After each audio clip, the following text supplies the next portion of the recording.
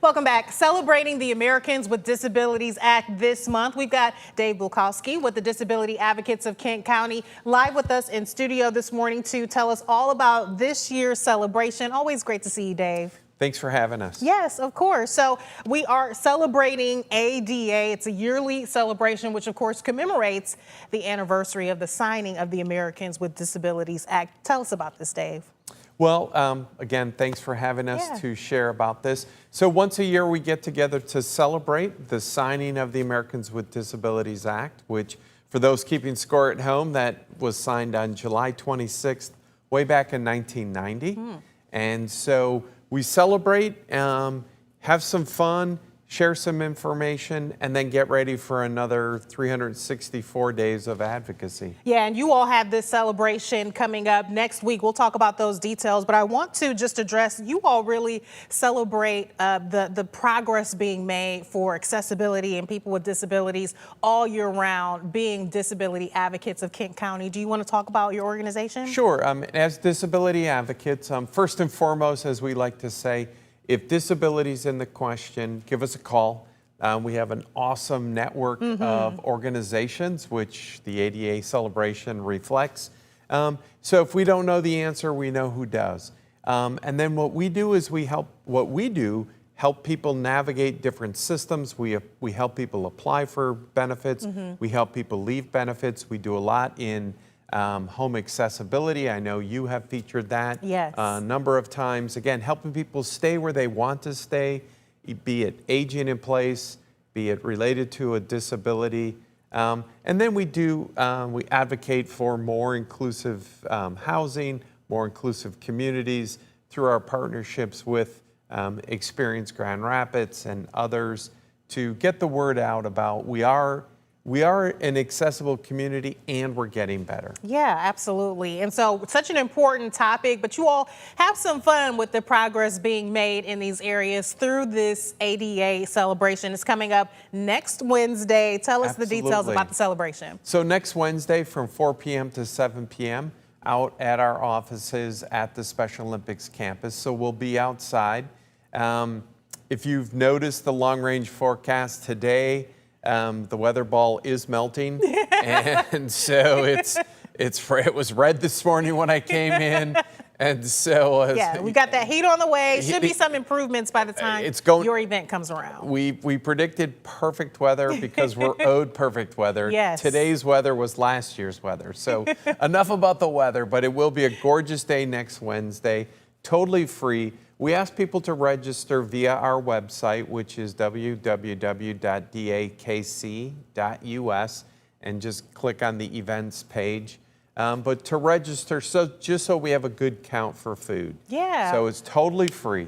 We got to see some images from years past. You see that you all are having a good time out there. Like I said, this is a celebration. You also have some therapy horses that take part in the event. People might be surprised that horses can also be therapy animals. Absolutely.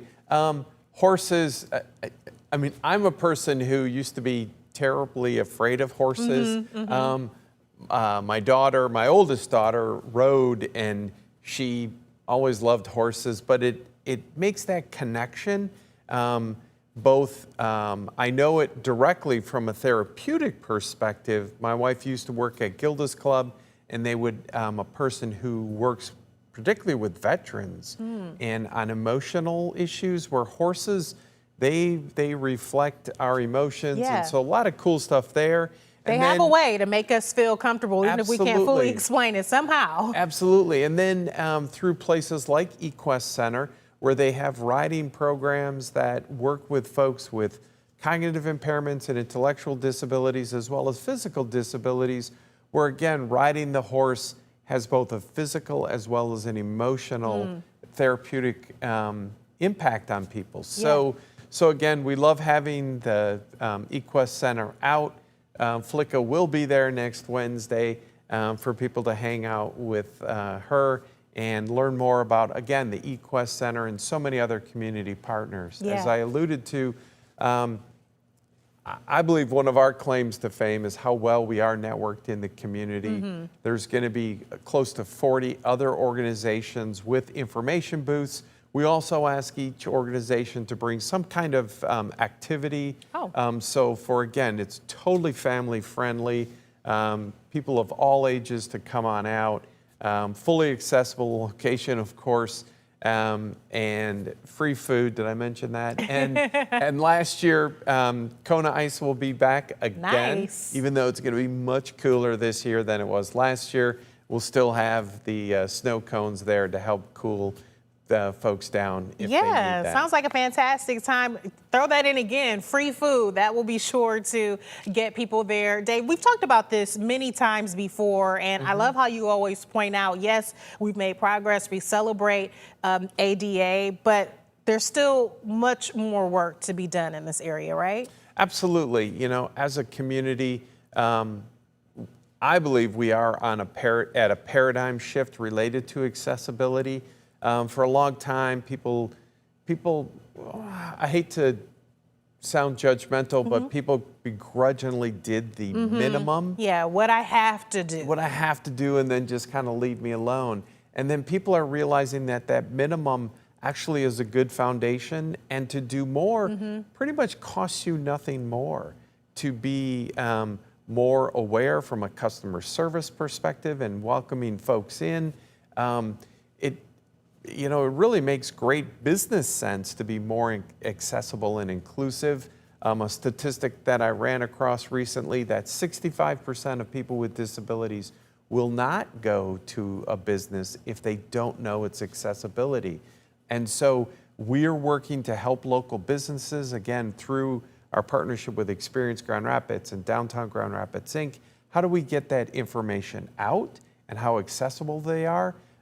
Great partnerships with the Gerald R. Ford, both the museum and the airport, where again, here are opportunities where people know that, for example, with the public museum, they do a lot with folks with sensory impairments, not only folks with physical impairments.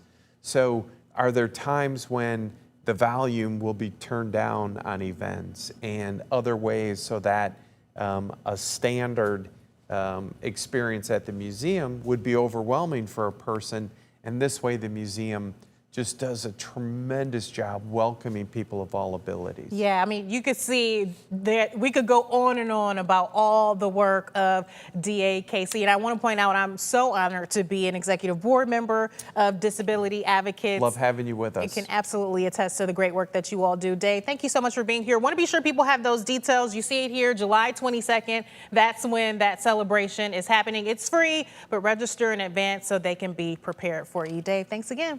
Thank you. We're back right after this.